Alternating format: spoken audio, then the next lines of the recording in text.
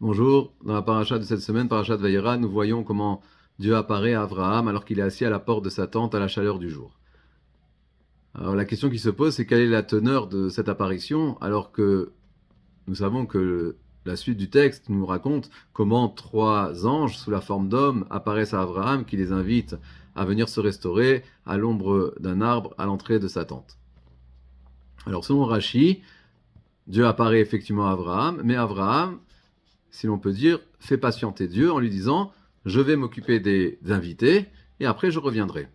Et effectivement, ensuite, il y a ce dialogue entre Dieu et Abraham à propos de la ville de Sodome.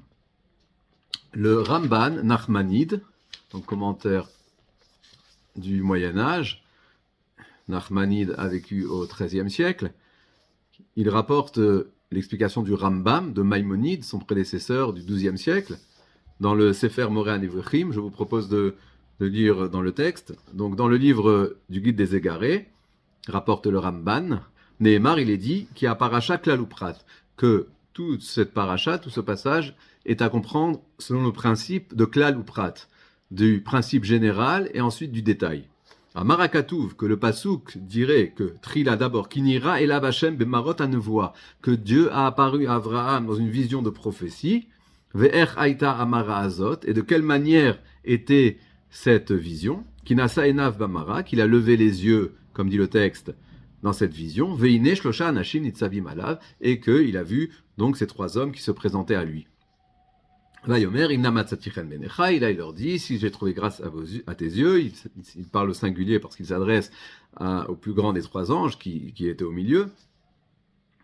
Et donc, Zesipur Machamar Bemara Nevoa Alechad Mehem Agadol Shebaim. Donc, toute cette discussion ensuite, et tout ce qui se passe avec la restauration des anges, tout cela est le détail de ce qui est marqué au départ, au premier verset. Vayera Elav Hashem, Dieu a apparu à Abraham. Donc, de quelle manière il lui a apparu? À travers ses anges. Ça, c'est selon Maïmonide. Et le Ramban va attaquer cette interprétation avec plusieurs questions. D'abord, Veim Bemara, l'oniru et l'avrakanashim ochlim basar. S'il s'agit que d'une vision, alors cette vision consistait à montrer à Abraham des hommes qui mangeaient de la viande, comme on voit ensuite qu'Abraham leur a préparé de la viande. Alors, Ech Amar Vayera Elav Hashem, en quoi cela correspond à ce qui est marqué au début que Dieu lui a apparu? Est-ce que on peut présenter comme une vision divine le fait de voir des hommes manger? On ne comprend pas la teneur de la vision. Alors ensuite, il va y avoir l'annonce de la naissance d'Yitzhak, mais à quoi bon donner tous ces détails banals, on va dire? Dit le Ramban. On ne trouve pas cela dans les prophéties en général.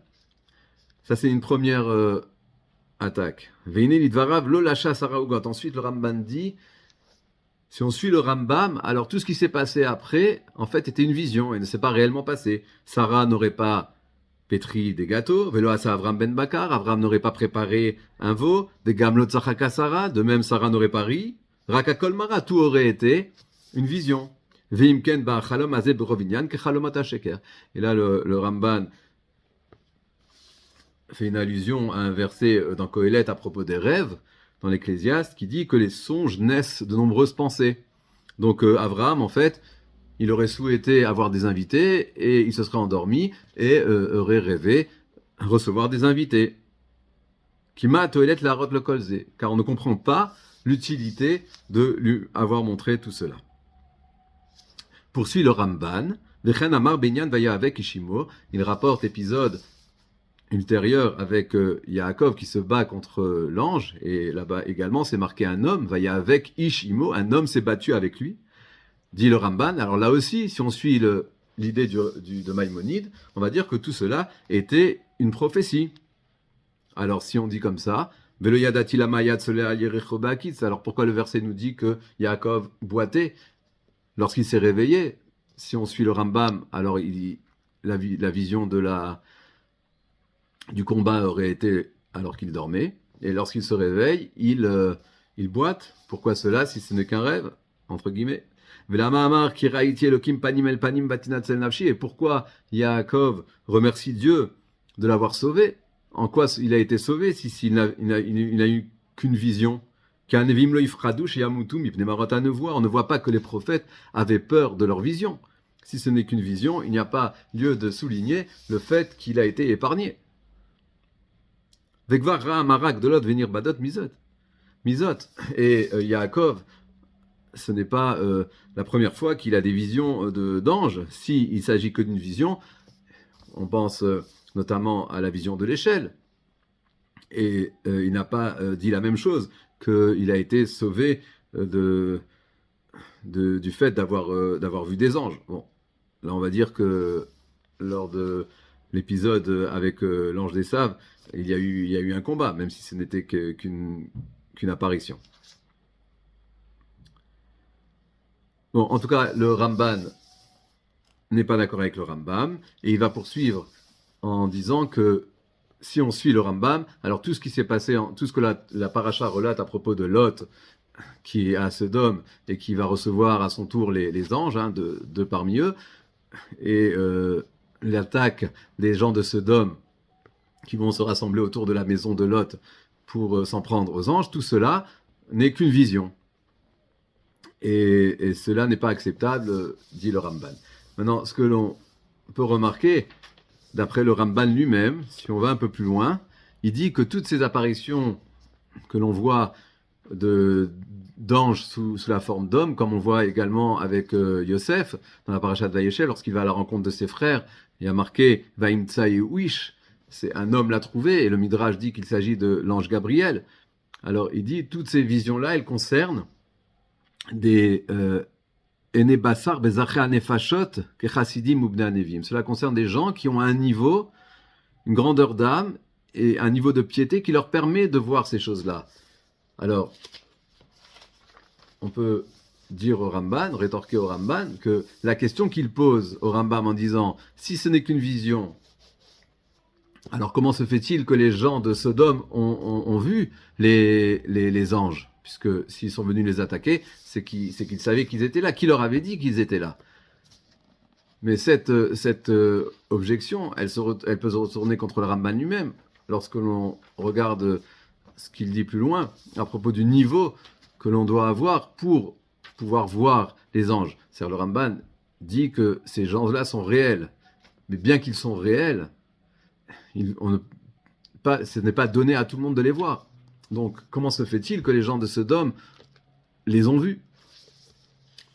Même d'après le Ramban. Et c'est pour ça que les commentateurs vont dans le sens du Rambam, disant qu'effectivement, il s'agirait d'une vision, et il rapporte, pour appuyer cela, le verset que l'on voit après la destruction de Sodome, après que le texte nous raconte ce qui s'est passé avec la femme de Lot. Donc c'est au chapitre 19, verset 27, il est marqué « Vayashkem Avram baboker el hamakom asher amad sham et pene Hashem » Avraham se dirigea de bon matin vers l'endroit où il s'était tenu devant Dieu.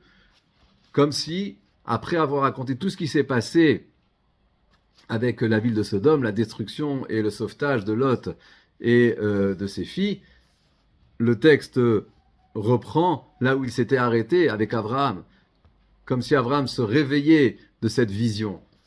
Alors, cela voudrait dire effectivement que Avraham a eu une vision avec tout ce que la paracha raconte, mais on ne va pas dire que cela n'était pas réel. Cela était effectivement réel, mais il a vu ce qui se passait avec la ville de Sodome.